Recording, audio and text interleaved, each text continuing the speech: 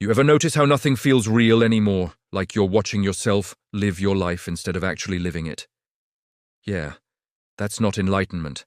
That's what happens when self-awareness goes too far. Most people think being self-aware is always a good thing. They tell you to reflect, analyze yourself, understand your patterns. But nobody talks about what happens when you get too good at it. When you start seeing through everything, every conversation, every emotion, every moment, and suddenly nothing hits the same way anymore. I'm going to show you exactly why this happens and what you can do about it, but first, let me paint a picture for you. Imagine you're at a party. Someone tells a joke, and everyone laughs. You laugh too, but here's the thing. You're also watching yourself laugh. You're analyzing why the joke is funny.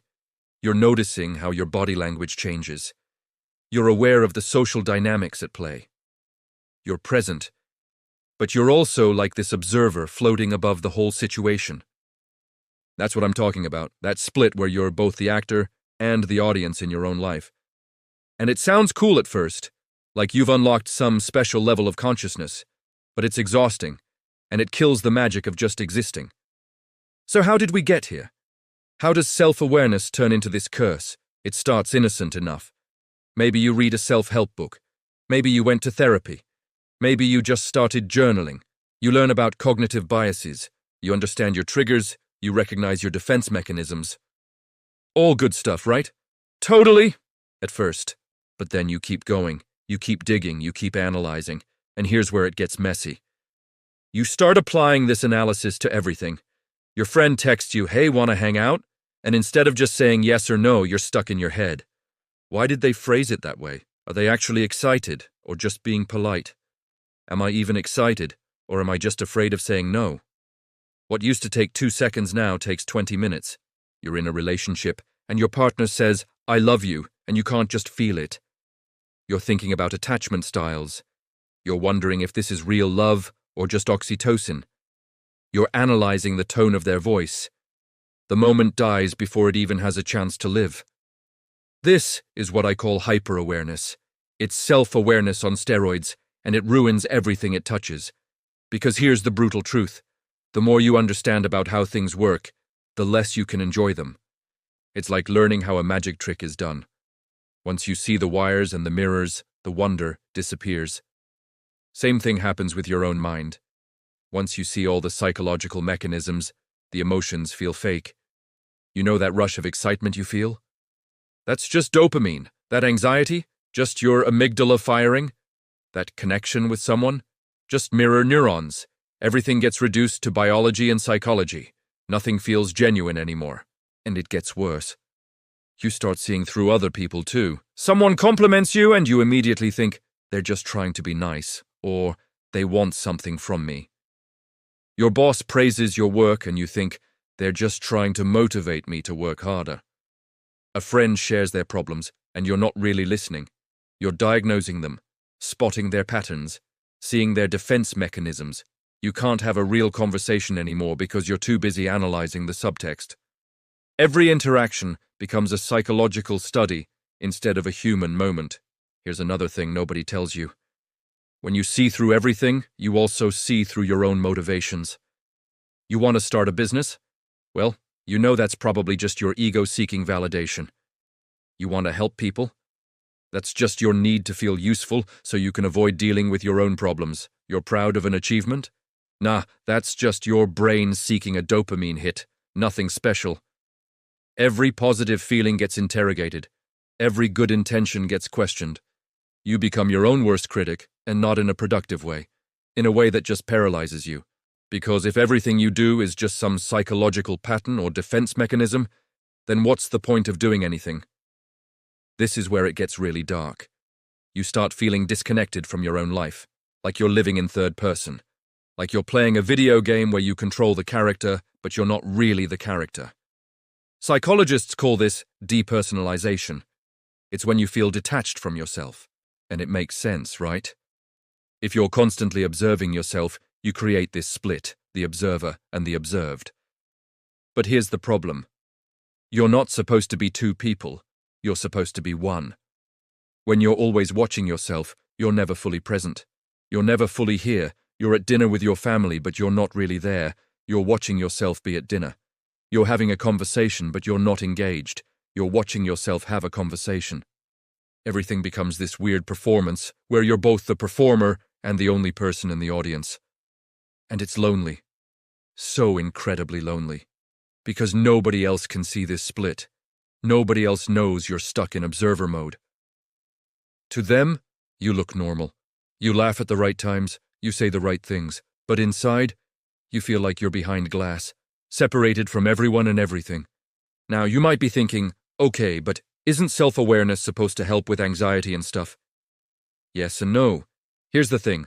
A little bit of self-awareness is great. It helps you understand your patterns. It helps you make better choices. But too much of it, it actually creates anxiety. Because now you're not just experiencing anxiety, you're experiencing anxiety about your anxiety. You notice you're anxious, then you start thinking, why am I anxious? I shouldn't be anxious. What's wrong with me? And that creates more anxiety. It's this loop that feeds itself. Same with sadness, anger, any emotion really. You can't just feel sad. You have to understand why you're sad. You have to analyze it. You have to fix it. But sometimes you just need to be sad. Sometimes emotions don't need to be understood. They just need to be felt. When you're too self-aware, you lose the ability to just feel things. Everything has to be processed, analyzed, understood. And that's exhausting. Emotions are supposed to move through you, not get stuck in analysis paralysis. Here's another brutal side effect.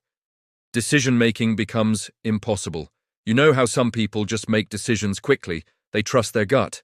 Yeah, you can't do that anymore. Your gut has been interrogated too many times. Every decision becomes this massive, internal debate. Should I take this job? Well, what's my real motivation? Is it just money? Is that shallow? But also I need money. But should I be doing something more meaningful? What does meaningful even mean? Hours turn into days, days turn into weeks, and you still haven't decided. Because you can see every angle, every possible outcome, every hidden motivation. Too much information, too much awareness, not enough action. And while you're stuck in your head analyzing everything, life is passing you by. Other people are making moves, taking risks, living. You're just watching, analyzing, understanding, but not doing. So what's the solution here? How do you deal with this? First, understand that you can't unknow what you know. You can't just turn off self-awareness, and honestly, you wouldn't want to. Complete lack of self-awareness is its own problem. The goal isn't to get rid of self-awareness, it's to balance it. Think of it like this. Self-awareness is a tool, and like any tool, you need to know when to use it and when to put it down. You don't walk around with a hammer in your hand all day just because hammers are useful, right? Same with self-awareness. Use it when you need it, put it down when you don't. But how do you actually do that? How do you stop the constant observation? Here's what works. You need to practice being present without analyzing. And I know that sounds impossible right now. But it's not. Start small. Pick one activity where you commit to zero analysis. Maybe it's drinking your morning coffee. Maybe it's taking a shower. Maybe it's petting your dog. Whatever it is, when you're doing that thing, you're not allowed to observe yourself doing it. You're just doing it. That's it. Your brain will fight you on this. It'll want to analyze. It'll want to observe. Notice that urge and gently redirect. Back to the sensation, back to the moment, the warmth of the coffee, the feel of the water, the softness of the fur. No commentary, no analysis, just experience. Do this enough times and you start to remember what it feels like to just exist without the observer. Another thing that helps? Physical activity that demands your full attention. Climbing, dancing, skateboarding, anything where if you start analyzing you'll mess up or hurt yourself. These activities force you into the present. They don't give you the luxury of observation. Your brain is too busy keeping you safe to commentate on what's happening. And in those moments, you get a break. You get to just be. Also, and this is important, you need to accept that some things don't need to be understood. Not every emotion needs analysis. Not every thought needs examination. Sometimes you're just sad. Sometimes you're just happy. And that's okay. You don't need to know why. You don't need to trace it back to childhood. You don't need to find the pattern. Just let it be. Let it move through you. Let it exist without turning it into a case study. Here's something else. Talk to people without trying to figure them out. Just listen, just respond, just be in the conversation. You don't need to spot their patterns. You don't need to diagnose them. You don't need to see through what they're saying. Take people at face value. Even if you can see deeper, choose not to. Because relationships aren't meant to be psychological studies. They're meant to be connections. And connection requires vulnerability. It requires not knowing everything. It requires some mystery. When you see through everything, there's no mystery left. And without mystery, there's no real connection. So sometimes you have to choose connection over understanding. And yeah, that's scary because understanding feels safe. It feels like control. But control is an illusion, and the pursuit of it through hyper-awareness is what got you here in the first place. Let me be real with you. This isn't going to be easy. You've trained your brain to observe, to analyze, to understand. That's a strong habit. Breaking it takes time, it takes practice, it takes patience with yourself. You're going to slip back into observer mode. You're going to catch yourself analyzing again. That's normal. That's part of the process. The goal isn't perfection. The goal is just a little less observation and a little more participation in your own life. Because here's what I want you to understand. Life isn't meant to be watched. It's meant to be lived. And you can't fully live it from the observer's seat. You have to get back in there. You have to feel the messy emotions. You have to make imperfect decisions. You have to have conversations where you don't see all the angles. That's where the real stuff happens. That's where the magic is.